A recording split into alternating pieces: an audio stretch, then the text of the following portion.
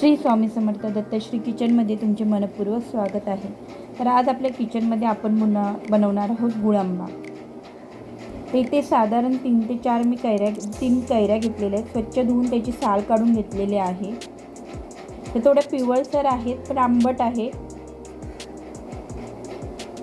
तर आपल्याला त्या आता किसून घ्यायच्या आहेत। इथे मी किसून घेणार आहे। तुम्ही बारीक फोडी देखील करू शकता। मी इथे या किसून घेणार आहे सरळ। तर किसलेल्या आंब्याच्या कैऱ्यामध्ये आपल्याला चवीनुसार गूळ टाकायचा आहे। एकदम बारीक चॉप करून गूळ टाकून मिक्स करून घ्यायचा आहे चांगला।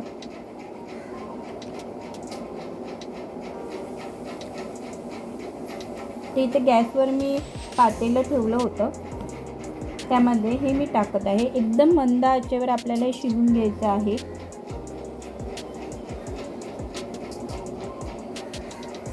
इथे पूर्ण गूळ विरघळून घ्यायचा आहे आपल्याला।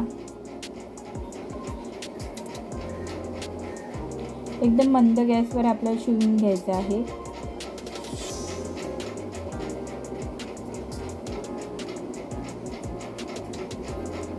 थोडासा शिजून झाला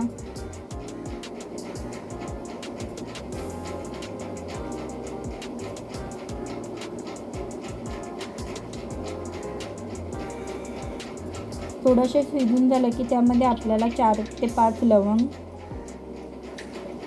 2 वेलची घेतलेली आहे हिरवी, अख्खीच टाकली, फक्त थोडीशी फोडली आहे, त्या 2 टाकायच्या आहेत।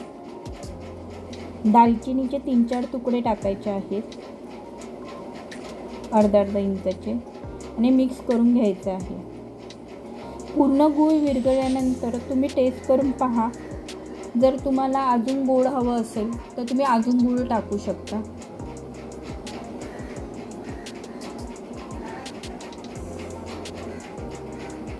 तिथे हळूहळू गूळ विरघळून घेत आहे। ही प्रोसिजर आपल्याला मंद गॅसवरच करायची आहे। छान परतून घ्यायचं आहे। आता हे गूळ विरघळेपर्यंत आपल्याला पूर्ण शिजवून घ्यायचं आहे। ते थोडे थोडे बबल येत आहेत। अजून थोडं मिश्रण घट्ट होईपर्यंत आपल्याला शिजवून घ्यायचं आहे। हे थोडं मिश्रण घट्ट झालेलं आहे, बबल पण येत आहे।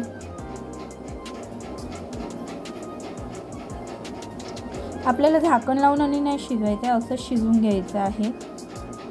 इथे घट्ट छान झालेला आहे। अशा प्रकारे आपला गुळांबा रेडी झालेला आहे। तर हा गुळांबा आपण काचेच्या बरणीमध्ये भरून ठेवणार आहोत। त्याला फ्रीजमध्ये ठेवायची गरज नाही।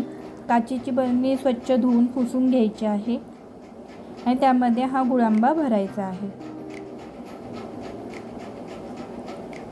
अगदी जेवणासोबत छान टेस्ट लागते। नक्की ट्राय करा ही रेसिपी।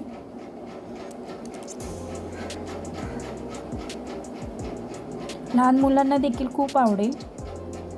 जर तुम्हाला यामध्ये तिखट टाकायचं असेल तर मिश्रण पूर्ण थंड झाल्यावर आपण यामध्ये तिखट टाकायचं आहे आणि बरणीमध्ये भरताना देखील पूर्ण मिश्रण थंड करून घ्यायचं आहे।